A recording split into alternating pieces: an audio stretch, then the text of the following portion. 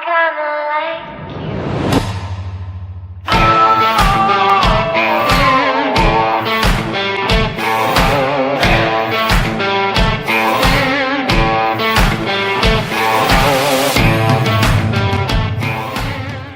Hey everybody, I know it's early, it's 5:40 in the morning. I've never done a show this early before, but I got inspired this morning. I woke up and I had to talk about this. So you guys will probably watch this in rerun, which is cool. I don't have a problem with that at all.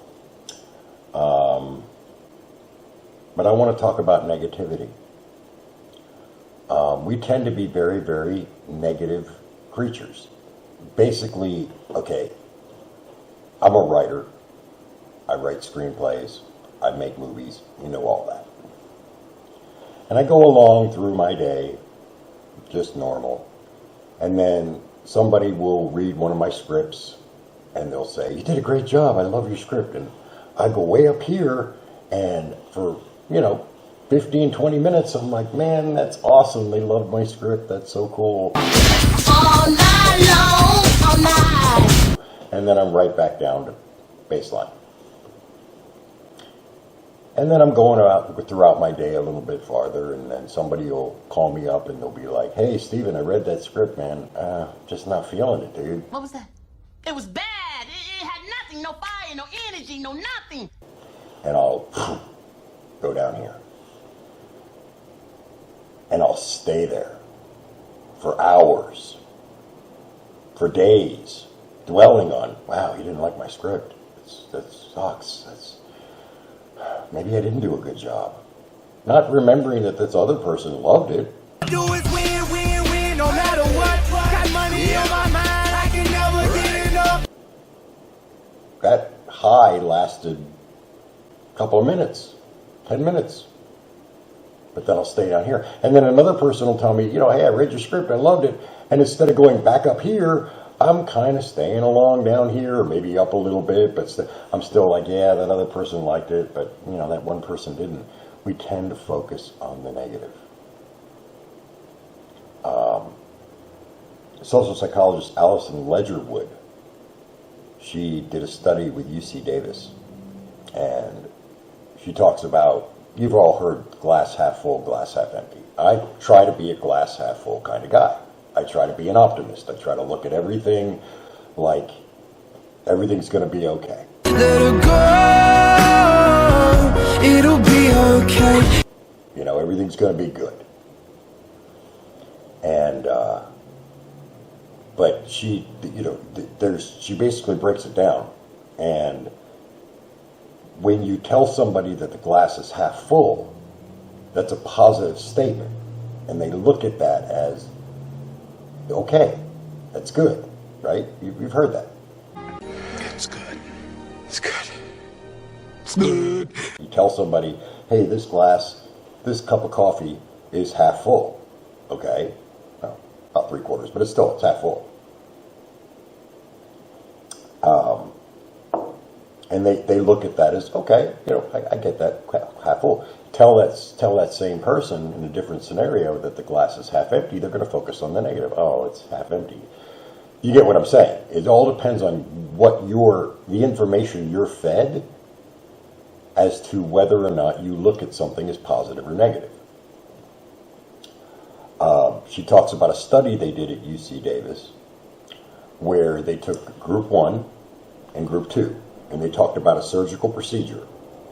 In group 1, they told them that the surgery had a 70% success rate. 70% success rate. And people were like, "Yeah, okay, that sounds good. I'll take that. That's all right. Yes, they're on board." They told group 2 it had a 30% failure rate. And they were like, I don't want to take that chance. I don't want to do it." Oh, hell no! Now, they went back to group 1 in her study, and they said, "Well, it has a 30% failure rate. You might want to be aware of that." And they immediately were like, "Oh, well, then, yeah, I don't think I want to do that," because, again, we focus on the negative. They went back to group 2 and said, but, you know, it does have a 30% failure rate, but it does have a 70% success rate. Oh, come on! They still didn't want to do the surgery. How about no, Scott, okay? Because they focused on the negative. And that's what we tend to do in relationships as well. Any relationship, whether it's a friendship, whether it's a wife or a husband or a boyfriend, even a job. You could do 99 great things at your job. You screw up one time, you're fired. Fired! That's all I focus on. You could be the model employee, the best employee ever.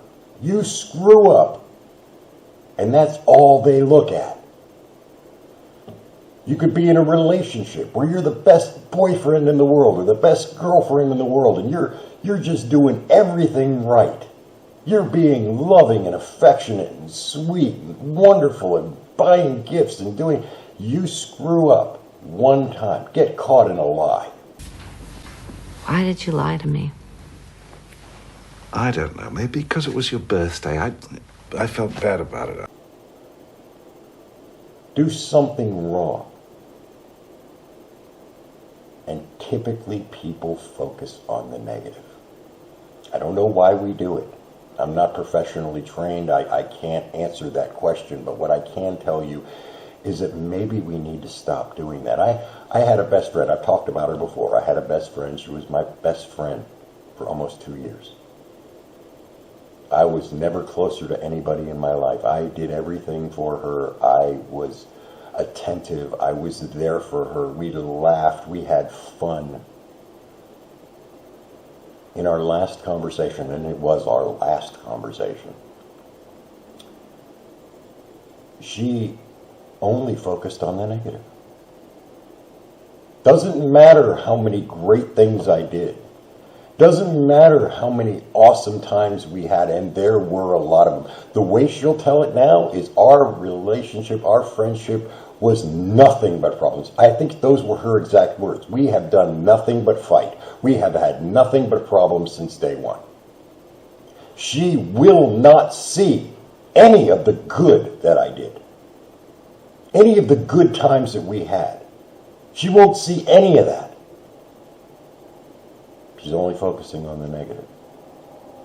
She won't forgive me for mistakes that I made, and I made a big one. I'm not going to go into it, but I made a huge mistake. I said something to her that I never should have said. What do you think is going on here?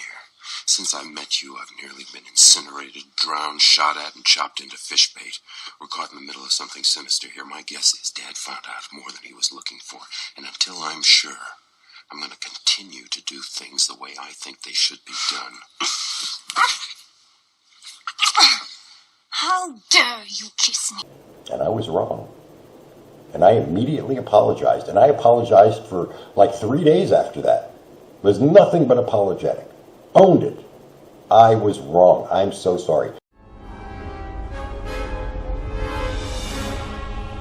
I have failed you, Anakin. I have failed you. She said, I can forgive you, but I'll never forget. She'll never forget because she will not focus on anything other than the negative. And that is our human nature. From my point of view, the Jedi are evil.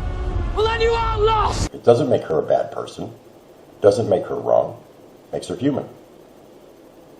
Because that's what we do. We focus on the negative. Like I said, she won't even acknowledge the fact that we had the best friendship ever, that all the times that I was there for her, that I was her rock. I loved you. That I was her best friend, that we had such a great time together and we had a blast. You were the chosen one. She won't see any of that. The only thing she sees, the only thing in her mind is that I was the problem and we had nothing but problems the entire 2 years of our friendship. According to her, our entire friendship was shit. Because she's only focusing on the negative. We got to stop doing that. And I think the best way to do that is to train ourselves to try to look at the glass as more half full. When somebody you care about screws up, remember the fact that they're human too. I'm only human, of flesh and blood, I'm made. They make mistakes too. And it doesn't matter how many times they screw up. I've made some huge mistakes in my life. And I've made the same mistakes over and over again a few times. But eventually you learn. Eventually you grow. Can't tell you how many marriages have probably been torn apart because although that husband did everything he could, he went to work every day, he busted his ass, he did everything he was supposed to do, but it wasn't good enough because he made a few other mistakes. The greatest teacher failure is. And we focus on the negative. So the answer is we need to moment and go, okay, yes, this person screwed up. This person made a mistake, made a few of them, made a bunch of them. But how many good times were there, you know? If you were to sit down with a piece of paper with my friendship with her and write down day by day, if we had kept a journal from the day our friendship started of every day, it wasn't all bad. It wasn't. Some of it was pretty good. Some of it was really good. But there were a handful, a dozen, 20, however many you think there were a bunch of bad times. There were a bunch of fights. And she can't look at it from my perspective of why there were fights, why I did what I did, why I had a problem with this or with that. You know, I talked yesterday about karma and how in my last show I talked about karma and how I self-punished because of a relationship that I didn't give a girl a chance when I should have. So I self-destructed this friendship because I didn't feel I deserved a best friend like that. So I did a lot of things wrong, but I also did a lot of things right. But she can't see that. She won't see that. She won't even talk to me. She won't even talk to me because for her it's too hard. For her it's too much. So, like I said, we need to start looking at things a little differently. If you find yourself in that situation where you get in a fight with somebody and you immediately go to the negative, well, we always have this problem, and you always, and you always, and you always. He doesn't always. She doesn't always. That's all in your head. Take a minute. Look at the good things. Take the negative and throw it away. I'm not going to think about anything negative. I'm only going to look at the positive. Yes, this person was there for me. Yes, this person did help me with this and that. Yes, this person was my shoulder, was my rock. Yes, we had good times. Don't focus on the negative. Because it's never going to get you anywhere. It's never going to solve a problem. It's only going to make the problem worse. Because the more you focus on the negative, the more you're going to convince yourself that it's over, that you can't handle it, that you can't be in that toxic relationship anymore. We label so many things toxic. This relationship was toxic. Why? Because you had a few fights? Because you had a few disagreements? That makes it toxic? No. A toxic relationship is when he's beating the hell out of you. When he comes home drunk and he smacks the crap out of you for no reason and knocks 3 teeth down your throat. That's a toxic relationship. When he does nothing but put you down. Constantly. Telling you you're a piece of shit. You're garbage. Constantly. Not once in a while. Not when he gets mad and blurts things out that he didn't mean. We all do that. We all say things we don't mean in anger. When you use the word always, make sure it's always. And not just once in a while. Because we all make mistakes. And to crucify somebody because they made a few mistakes when they did so much other good, it's just negative.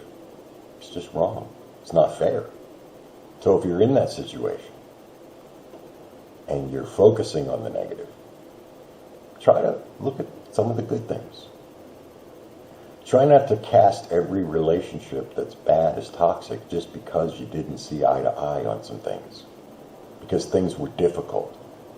Hey, if relationships were easy, everybody'd be in one. They're hard. They're going to be hard. But if you have a connection, if you have that fundamental love, then anything can be fixed. As long as you focus on the positive. I'm Stephen Bastian. I know this was a really short show, but you know what? I don't need to go into a long exposition about this. I think you guys get it. Focus on the positive. Give each other a break. You know, not everything is glass half empty. Sometimes the glass is half full. I'll see you next time. Peace.